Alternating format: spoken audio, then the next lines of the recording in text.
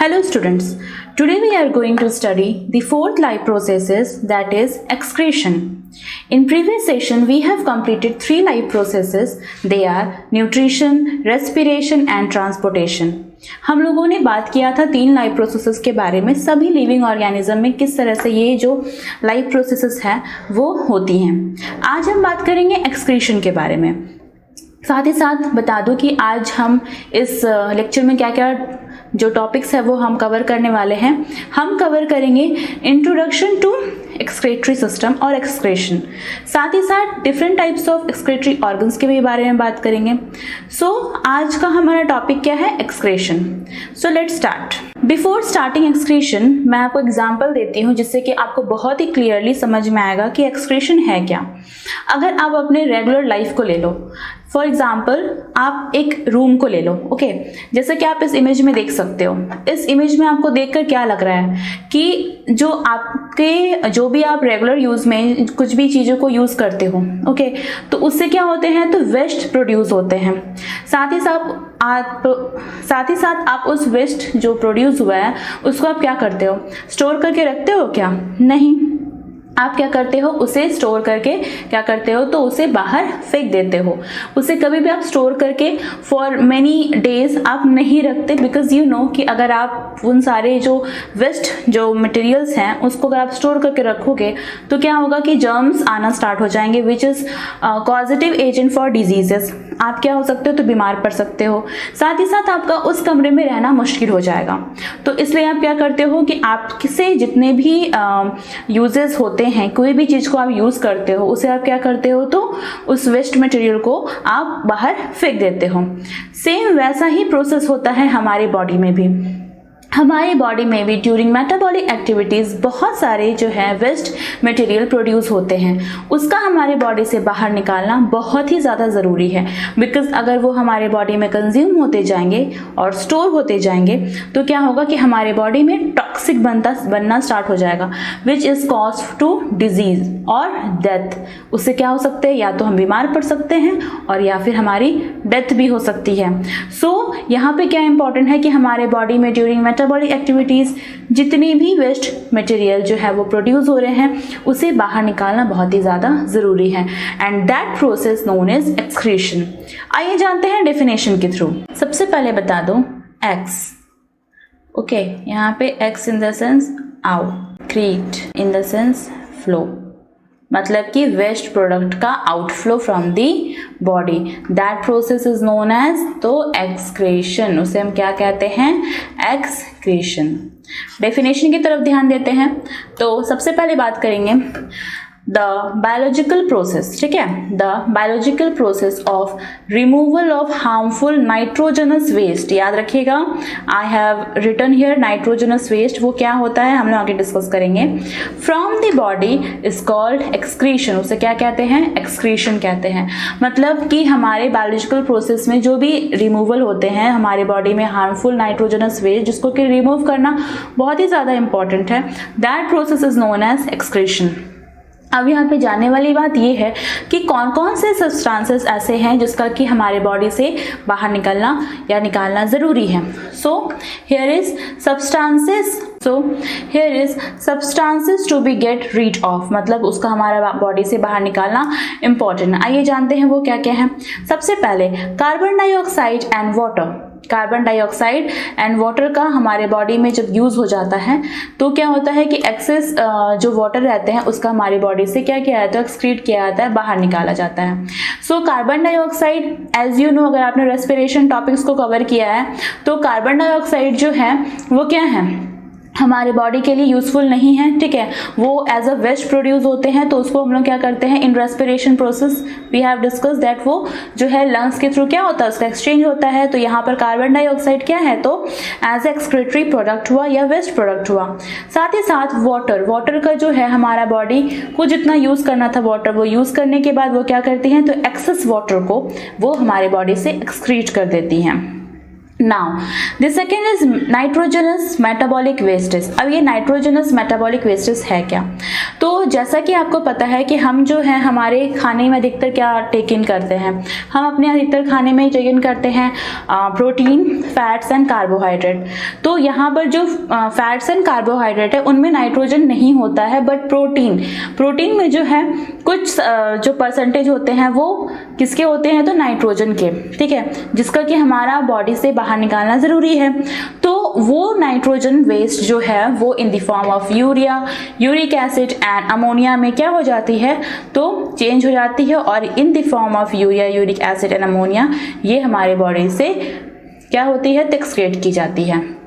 साथ ही साथ एक्सेस सॉल्ट एंड विटामिन्स, कुछ जो होते हैं एक्सेस सॉल्ट होते हैं, साथ ही साथ विटामिन्स के बारे में बात हो रहा है तो विटामिन बी एंड सी, मतलब कि विटामिन्स के यहाँ पे दो टाइप होते हैं, फैट सॉल्यूबल और वाटर सॉल्यूबल। तो जो वाटर सॉल्यूबल सब्सटेंसेस होते हैं विटामिन्स के, उसको बॉडी से क्या किया जाता है, तो एक्सक्रीट किया जाता है।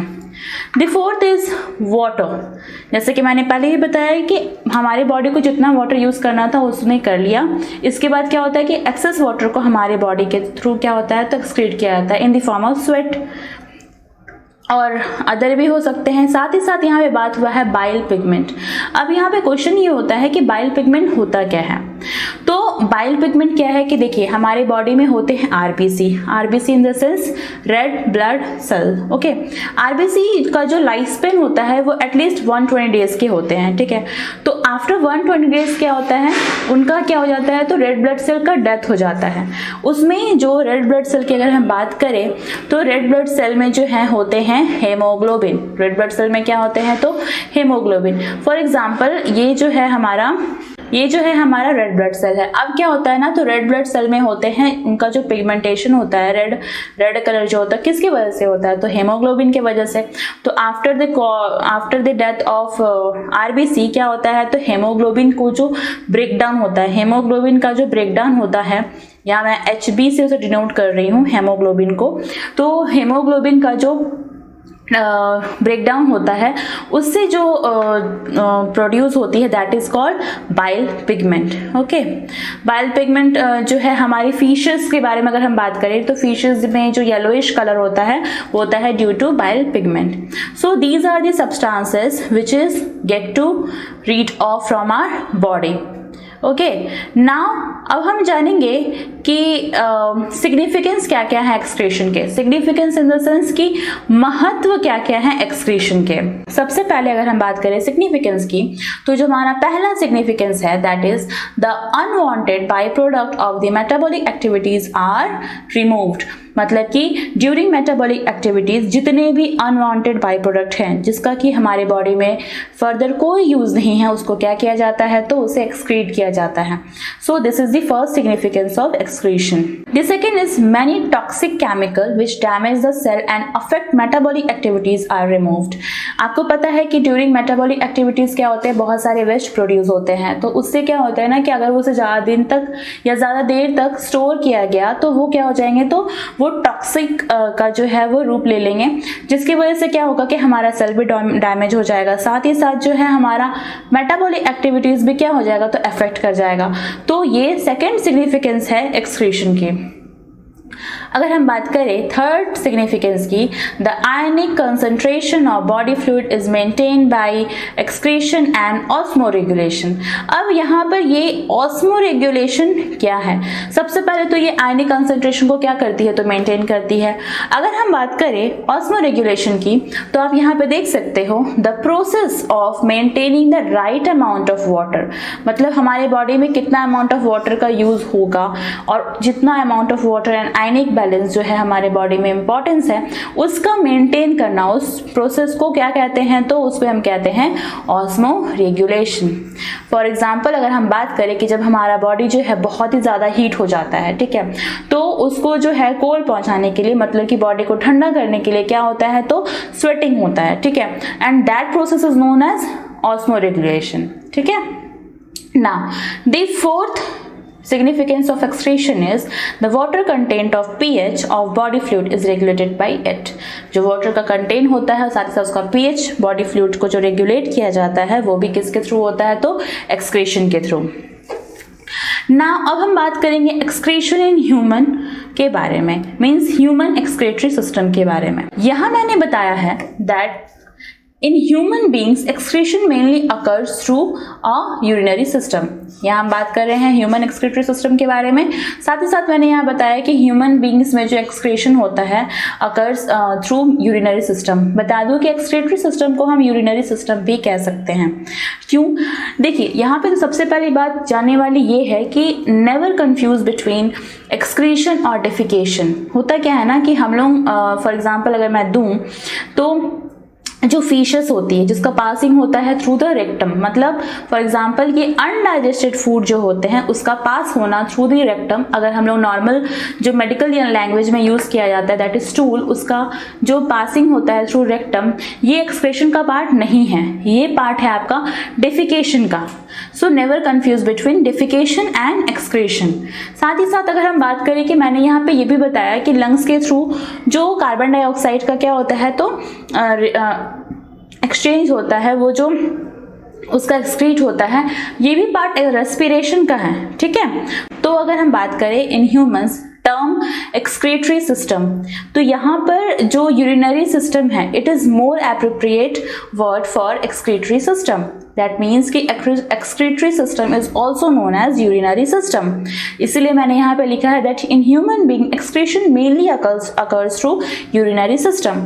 अगर हम बात करें different types of excretory organs के बारे में, तो सबसे जो मेन ऑर्गन होता है, अगर आपसे पूछा जाए कि main organ for excretion is, you will say that urinary system. ठीक है, urinary system in the sense urinary system का जो प्रोसेस होता है वो कहाँ कंप्लीट होता है, तो जो ये it complete in the kidney. ठीक है, तो अगर बात करें कि हाँ, अगर कोई भी आपसे पूछे कि हाँ मेन जो ऑर्गन होते हैं एक्सक्रीटरी सिस्टम के, that is you will say kidney, you will answer kidney.